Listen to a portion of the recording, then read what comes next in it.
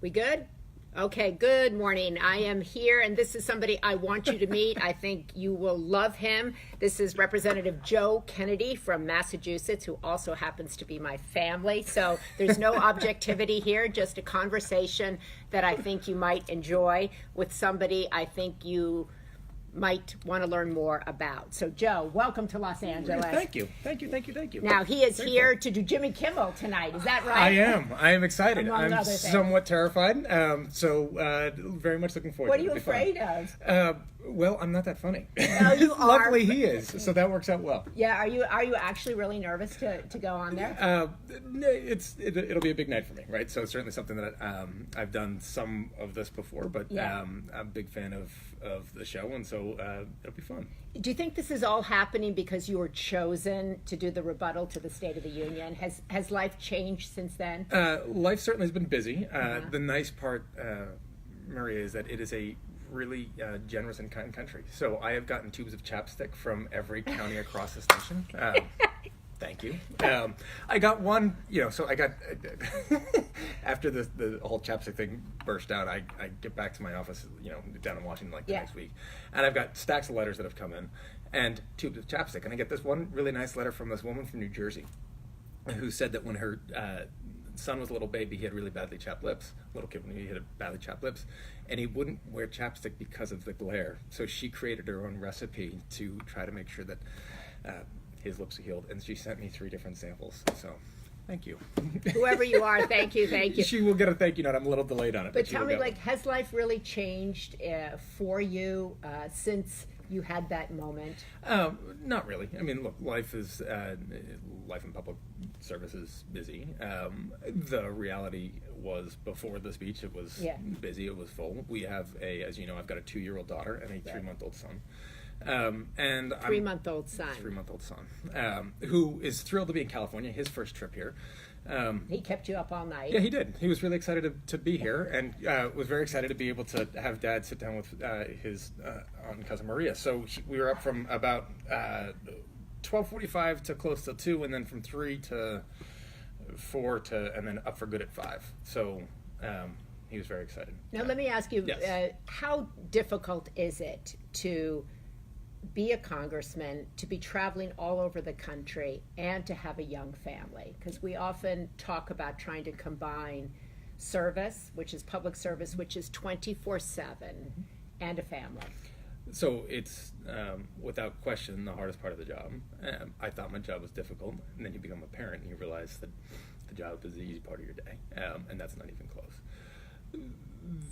By far, the most difficult piece to this, and it's not unique obviously to this profession, but for many others, the job takes me away from my family about 100 nights a year.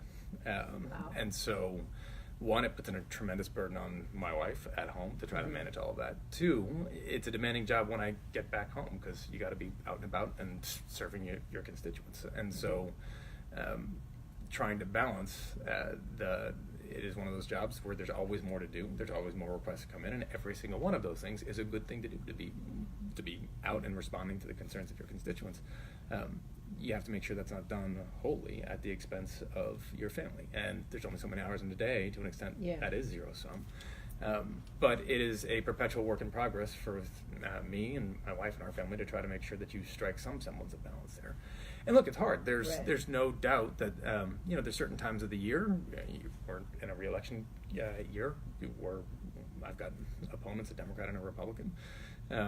We will certainly, as you move towards those elections, a primary and then a general election later in the fall, should I be fortunate enough to get there, you don't get a whole lot of days off, right? Yeah. So when you do have the time and are available to take it, you got to take it, because there's times when you don't.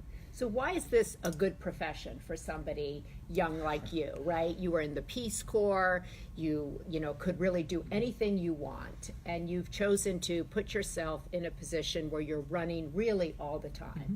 As a congressman, you're up all the time. He's up for re-election now. You have to be out there raising money, speaking to people. You're out here in California raising money. Mm-hmm. Why is this a profession you would say to other young men and women is worth getting into? Because it matters. And look, your government, like anything else, you get out of it what you put into it. And I think for people that are concerned about our country, for people that believe that our policy matters, for people that believe that the people that are shaping that policy, those views and those experiences matter,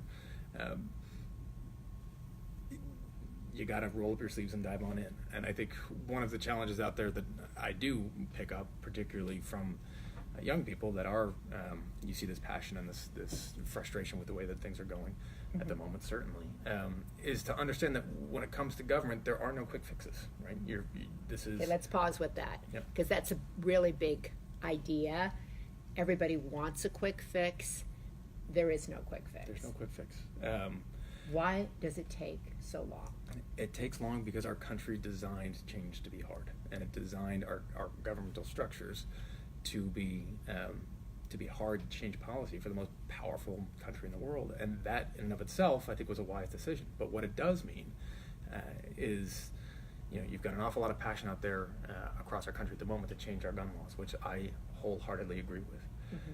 The challenge you have is to get that federal policy changed. You need a law that's going to pass the House, the Senate, and the presidency. Okay, so pause that. So everybody who's out there marching for our lives, I was out there too, I know you are too, speaking out to the outside world, it seems like simple. They're like, why can't Washington do this? And you're saying it has to go through the Congress, that it has to go through the Senate, mm-hmm. and then it has to go to the president. To the president. And so even if Congress isn't willing to change this, if the House and the Senate aren't willing to change these laws, then we need to change the House and the Senate. That being said, that's why you're out campaigning. That's why I'm out campaigning for yourself and others. For a whole bunch of other folks. That being said, even if you change the House and the Senate, you're still going to have a Republican president, President Donald Trump there, who has been, despite what he has said, when you get past the words and look at actions, he's been a stalwart defender of an agenda put forth by the NRA. So either he's going to have a change of heart, or you're going to have to find a way to get a different president there. That's going to take a couple of years. What is so critically important, one, is that the energy and the passion, the desire to change these laws, you cannot get discouraged by it. That effort and energy needs to be channeled. We do need to win the House back. The Democrats need to win the Senate, and yes, we need to win the presidency. In the meantime, there are other aspects that we can focus on, right? Gun laws. So gun laws are also can be constructed at the state level. Massachusetts happens to have a robust series of gun safety measures that are put in place. We have one of the lowest death rates by guns in the country. Other states could follow suit. And many states have. Some states haven't. There's areas there where folks that are activated, particularly on this issue, can be focused on their local state house, their state senate, their governor's races, and to try to effect change that way if we can't get it done at the national level. Do you see a lot of, because you're out, once again, let's remember this is a midterm election, you are up, so you can find out more about your particular race on your website, right? And you're out campaigning for people all over the country who are also up, who are jumping in for the first time. How do people get involved? Let's say they say like, okay, I'm so frustrated at the congressional level, the Senate level, or whatever. How do they get involved with you? So website's a great place to go. You can also go to so we've got two websites, one for a campaign and one for an official website. Tell them what it is. So official website is kennedy.house.gov. Kennedy.house.gov. And the campaign website is Joe Kennedy for Congress. JoeKennedyForCongress.com. And how can they get involved with people you're out campaigning for or bringing attention to? So there's a whole bunch of great candidates out there across the country, and we were with 5 separate ones last night from all over the nation that are pretty extraordinary individuals, bringing their own stories to the fore and talking about why, given the challenges that they face, a couple of them have young families, many of them have young kids, are willing to step forward. And Maria, it was really interesting to hear the common thread through most of them, which was actually healthcare and concerns about healthcare and access to healthcare for their kids, for their families, making sure that they and their families and others can afford healthcare, making sure that we actually continue to move progress forward in this country, the most powerful country on earth, to make sure that healthcare is a right and not a privilege. You've been speaking out a lot, even before all of this attention about gun control and changes in the gun law. You really have stepped forward on healthcare. Are you hopeful? I am hopeful, certainly in the long run, on healthcare. I think you have seen if we take a step back for a second, to where we were a little over a year ago, with the implementation of the Affordable Care Act, is certainly something that I think the general public writ large, I was a strong supporter of. I believe in deeply. Is it a perfect bill? No. Are there reforms that need to be made? Yes. Public opinion on it was rather mixed, but increasing. What Republicans did over the course of the first year under a Trump administration was something Democrats never did, which was they made the Affordable Care Act popular. They made Medicaid popular. Their consistent attacks on healthcare made people around this country by the millions stand up and say, hey, wait a minute, I might not have wholly understood what was in that bill before, but the solution to it certainly isn't cutting healthcare by $800 billion. Right. And taking away from people that actually need it.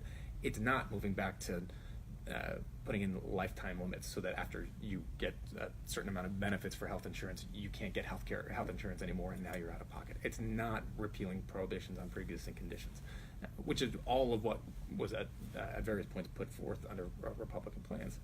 And so you're seeing, I think, this passion and this frustration with these efforts by my Republican colleagues to push these reforms through that don't have popular support. You're seeing an awful lot of people stand up and say, no, we don't want that. So I am optimistic in the long run. The challenge is in the short run, there's been sustained efforts from a Republican administration, the Trump administration, to find ways to sabotage the successful implementation of the ACA. So rather than trying to find ways to actually make the law work and work better, which is what at times he had promised to do, they continue to find ways to try to undermine it and then try to blame the law itself because they're sabotaging it. Well, how do we get out of this kind of, you're here in California where a lot of people are frustrated with both parties, and the, quote, decline to state, aka independent movement, is growing, and certainly with young people around the country who are tired of people, the kind of blame game, feeling both parties aren't answering their needs. Do you feel that when you're out? So I think if you zoom back or kind of zoom out far enough, you see a frustration and a passion on the conservative right, fueled largely by a Tea Party movement, to say our government isn't doing what we want. I clearly feel that in Washington with the frustration you see from the Tea Party caucus in there, the kind of conservative wing of the Republican Party, that are sustain an effort to try to move government further right. You see it from a progressive left, who at the moment is largely without the levers of power, and the movements that we're seeing across society to try to move the country back towards the middle when their government isn't answering those concerns. And you see it certainly from a more moderate middle that says, both sides, you guys are both crazy, and they step back. So across the entire spectrum there, I still believe that most people actually think government's predominant function is to try to solve problems, right? It's to address your concerns and build a consensus and move on to the next one. But get it done. It's to solve problems and then seek solutions. And regardless of where you stand on that, from a progressive left to a conservative right to an independent middle, we're not doing any of that from anyone's perspective. So that frustration is real. Right. The obvious solution to that is to say, okay, come together, figure out, build a consensus, do the hard work to actually get... but they come together.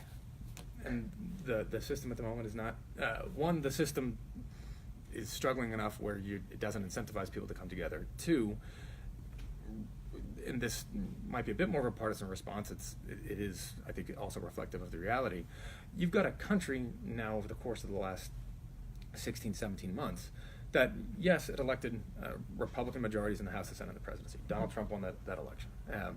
We've also seen from almost every election since a push towards more moderation, where even for these special elections that have come up, where Democrats have made tremendous gains, even in the seats where Republicans held on, we've seen in the House of Representatives, for example, in Kansas, in Georgia, in Montana, where Republicans had won, incumbents had won by wide majorities, we've seen Democrats close that gap by 15 to 20 points. That should have been a clarion call for Republican leadership to say, you know what, we've got unified control of government, but not by much. The Senate's evenly divided. The House is actually pretty evenly divided in terms of a popular vote. Let's actually govern the country from a center-right perspective, and we can build consensus and solve some of these challenges. What you've seen is governing by a very deeply conservative agenda on healthcare, on taxes, on immigration. which is accelerated a pendulum swing back from the other side, saying this isn't what we voted for. But is there anybody in the Republican Party that you find that you can work with, that Yes. can give people hope? Because there are people out there going, come on, there's got to be somebody that can, if everybody wants them to come together, if there is an aha moment going on, but people don't realize it, So where can we go? the short answer is, there are deep philosophical differences between Democrats and Republicans these days, and that's hard to bridge on healthcare, on taxes, on immigration. You go down a level or two. Some of my closest friends in Congress are Republicans. I've gotten a bunch of bills passed with them under Say President who Obama. they are. I'm going to call them out on Yes, on call them TV. out. Call them out. So one friend of mine is a. He's not going to get in trouble for being your friend. He actually might, sadly enough. Come This on, is, stop I'm telling you, this is what Stop happens. it. So Okay, be brave. if you get primaried for this, I'm sorry. Mark Wayne Mullen is a former cage fighter, ultimate fighter from Oklahoma. He's a good friend. Jason Smith from Missouri represents one of the most conservative districts in the country. He's a good friend. Garrett Graves from Louisiana, I've done a lot of work with on a couple of pieces of legislation. He was also kind enough to become the head of our Peace Corps caucus. He did not serve, but his wife was a AmeriCorps volunteer, and has been a huge help in trying to make sure that the integrity and support for the Peace Corps remains a bipartisan issue. Yay. Yay, big yay. Big yay. Susan So- Brooks founded a caucus with me to try to make sure that we continue to promote access to justice, which is basically civil legal services. And we have, through her work and work of others, we got more Republicans on board to actually support the Legal Services Corporation this past appropriation season than they have, I think, ever. So there are a whole wide variety of ways that you can, if you go down a level, work with colleagues to actually solve those problems. So you can, there is kind of consensus there. There is partnership there. There is. There is bipartisanship there. And can you not take that and build up from there? We're trying. It is, when it comes to, And I'm taking out my phone. You can keep talking because people have sent in questions, so I want to read some one of of the them. most, one of the more conservative members of the House of Representatives is a colleague of mine, Marsha Blackburn from Tennessee. Right. Ms. Blackburn and I serve on the same committee, Energy and Commerce. We disagree on almost everything. We partnered on a bill to provide, to make sure that hearing aids became more affordable for seniors because they're not covered by Medicare. That bill was led in the Senate by Elizabeth Warren and Senator Grassley, again, two folks that are on pretty much the opposite ends of the spectrum. Right. Ms. Blackburn took actually a fair amount of heat back in Tennessee for working on that bill with me and with Elizabeth Warren. She still did. Right. And we got the bill passed and signed into law by President Donald Trump. There are ways that you can carry an agenda forward and address these concerns. When it comes up to a level of healthcare, taxes, and immigration, it gets harder. There's more consensus there, I think, behind closed doors than there is publicly. We have to try to find a way to create the space where people can try to address I it like that. publicly. There's more going on behind closed door. Lena Dunn Whitman, the political climate is exceedingly hot right now. Do you have hope for the near future that things will calm down, or will it get worse before it gets better? Look, I think you always have to have hope. Is there a chance it gets worse before it gets better? Yes. But this is also where, folks, we all have a responsibility in it, right? Our government is also a reflection of the voices that are heard in our political process. And so if your government's not doing what you think it should do, make sure your voice is heard. Most importantly, vote. Call your congressman, email your representatives, get your friends Does to that do matter? it too. I'm reading through, I'm paying attention, just in case somebody thinks I'm paying attention, but I'm also trying to get Looks some like of you're these texting a whole questions. bunch of I'm not friends. texting, Yes. I'm reading all these questions. So I'm just trying to, values, so you're saying that emails matter? People wonder, do Contacting your Yeah. congressman matters. Absolutely. Okay, it does matter. Absolutely does matter. Okay. And so making sure, look, when an issue comes up, I can't vote the way every single person in my district wants on every single issue. It's impossible. But you pay attention to what they're Certainly. saying? Yeah. So when those calls come in, every call is cataloged, every email is cataloged, and so when there's a big issue that comes up, you want to know where your district stands. It doesn't necessarily mean every time you vote where the district wants you to vote, but Right. you also understand that if you're going to take a vote against the majority of your district, you better have a pretty darn good reason. And so all of those calls matter. But we need to hear from our constituents. And that's What's also the best way to do that? Is it by them posting Facebook messages? Is it by them calling? Calls, emails, letters, all of that matters. All of that matters. Yeah, all of that matters. And so I certainly encourage people to do so. And, as we go forward on a number of these issues that come up on an agenda, so with healthcare, taxes, immigration, I get the question a lot, and I'm sure some of your supporters and followers out in California say the same thing. Your state is dominated by, has a strong Democratic majorities. Your senators and most of your congressmen will vote the same way. We support them. What else can we do? Well, you've got friends, colleagues, classmates that are in districts with somebody that doesn't vote the same way. Right. Get them to call. Get them to write. Do local letters and op-ed, and your letters to the editor in your local Grassroots newspaper. stuff. Grassroots stuff. I mean, Maria, again, something you would appreciate. I spend an awful lot of my time in Washington meeting various constituent groups that come on in. I remember several years ago, I took a very early morning flight back up and went to a working class community in my district for a March for Alzheimer's. It was a cold, rainy October morning, and the community had a couple hundred folks there that were doing a walk for Alzheimer's. And they raised a couple $1,000, which was, for that community, a pretty impressive feat to be able to do. I was honored to participate in it. What I also wish had happened at that event was when they crossed the finish line and they got a t-shirt or a water bottle or a little packet, was that they got a postcard that would have been addressed to their member of Congress, in this case me, that said, hey, I just woke up at 5 in the morning and got here and marched through the rain in October because of an issue that matters to me, my family, my neighbor, my community. Why is Congress turning around and gutting funding for NIH? Because, well, we can turn around and raise $10, $15, $20, $25,000 for Alzheimer's research. If you're going to turn around and cut that budget by billions, you're putting the onus on us to try to make up for our government. And I think that is one of the ultimate questions that we're seeing at the moment. You have an American community that is saying we are willing to fight for each other, we're willing to care for each other. At what point do we have to stop sharing that burden for our government, because our government is pulling back, saying this is as far as we can go, this is as much as we can do, we can go do no more. The onus is now on you. Folks, government is just a collection of people trying to that we elect to try to be a voice for those concerns.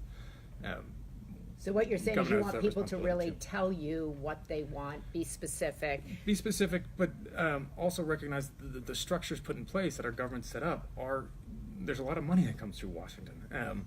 The question is those priorities, and how do we then make those investments? It's one thing to write a letter. It's another thing to say, hey, there were just a couple hundred people in your district, Mr. Congressman, that care about this. If I get 500 letters from folks, I got to respond. If I don't do what they want me to do, you then have a letter to the editor that should be in your local newspaper. And if that doesn't work, then you've got a campaign issue that somebody can challenge a sitting congressman. Right. Okay, here's a question. Who was your greatest influence from EQOR05110? I don't know who that is. Maria but... Shriver. Oh, I'm trying to influence on Alzheimer's. That's right. That's right. And women and caregiving. We do talk. Yes. We have talked. So I do try to get in his ear, but there's a lot of You're people very in his effective ear, at that. right? That is right. That How is can absolutely true. Robbie Nobrasuna, so many Republican friends voted blue for the first time in Texas primaries. How can we support this change? Do you feel change Beto going O'Rourke on? is a good friend. He's a great candidate. Big story about him today. Big story about him. He's flipping Texas is a tough challenge for any Democrat. He's running the right way. Maria, he's running a campaign that I think all of us would be proud of. Running around the entire state of Texas, bringing these issues to communities, listening, showing up, serving. That's an exciting race to watch. It is, because he's also going about it the right way, just as you said, not as a Democrat or Republican. If you read that story today, somebody said, are you running against Ted Cruz or are you running against Donald Trump? He said, I'm not running against anybody. I'm running for the issue that I believe in. I love that. So all of my purple life, how can we better support children and adults with disabilities?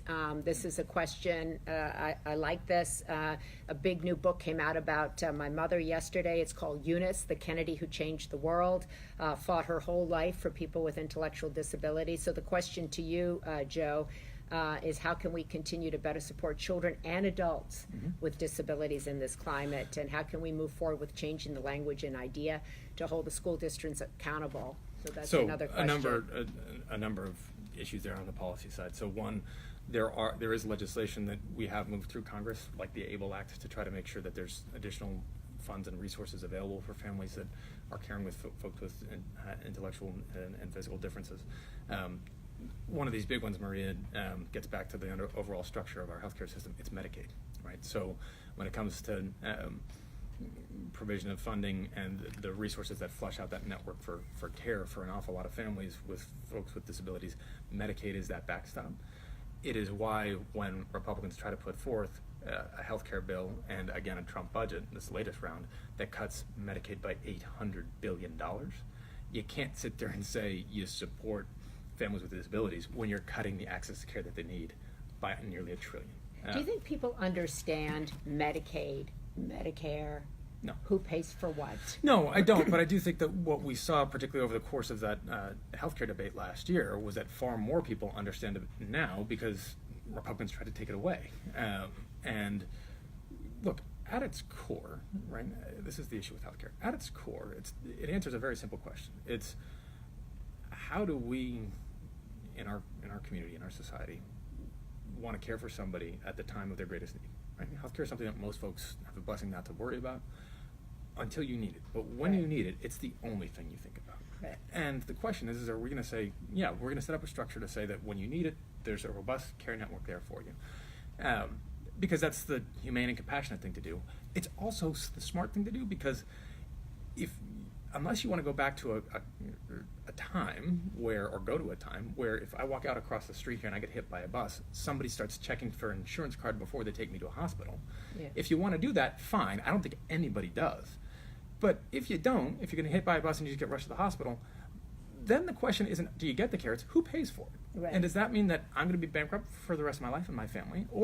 And if so, somebody's still going to pay for the care. The hospital is. Taxpayers are, because that's the way it was funded before. The costs were socialized across a society, but because of your taxes and the way that finance structure went. What the Affordable Care Act and what the Democratic vision on this was to try to say, look, this is something that healthcare is something every single person in our nation is going to draw on, whether it's bringing a new child into this world or watching a loved one pass through it. We all are going to touch it. So you all need to be invested in it. We all need to contribute to it because we're all going to receive it too. And that's the basic philosophical guidance of what we tried to put into law. Is it perfect? No. Does that run up against kind of Americans like to see themselves as independent and not a part of the larger whole? And that's really kind of saying we're a larger whole. Let's start with the larger whole. There's undoubtedly there's a strong course of individualism that ripples through our society and our fabric of our country, and that's a good thing. There are things still that do connect us, and there's ways that I think you can try to get these details right to make sure that yes, you're allowing for that individuality and that individual responsibility, but also limiting the ability for people to essentially, which was what the whole idea on an individual mandate was to limit free riders. Because if I can't be denied a pre-existing condition and I don't have to buy insurance, but when I get sick, I'm guaranteed to get it, you know what people are going to do? Wait till you get sick and then buy insurance. Yeah. That's what Republicans just allowed to have happen with the repeal of an individual mandate. The party that supposedly cares about incentives and economics just blew a massive hole in the basic economic structure of how we finance healthcare. Go figure. So there we are. Joe is out here. He's campaigning for himself. He's campaigning for others. You brought up Beto O'Rourke. Tell me what is the most important thing that gets you excited right now today, what you're for. So the most important thing,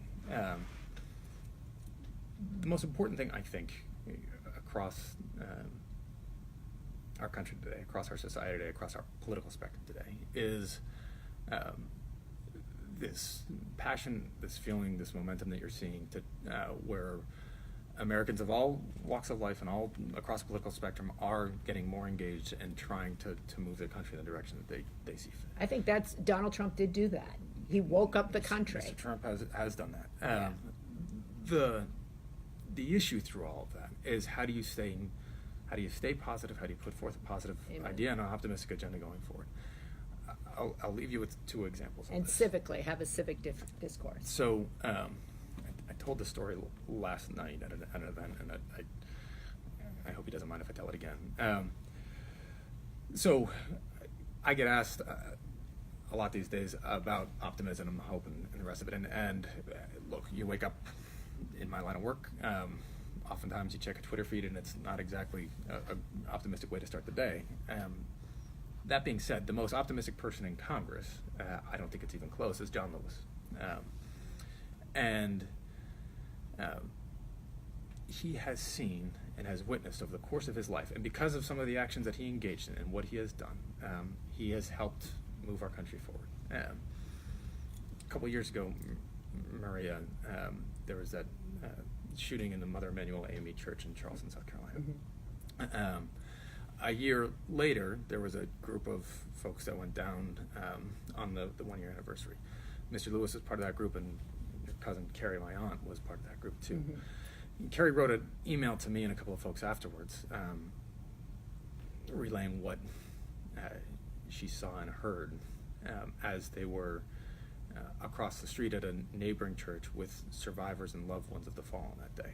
And as they went through their testimonials, talking about what had happened, every single one of those folks forgave the shooter.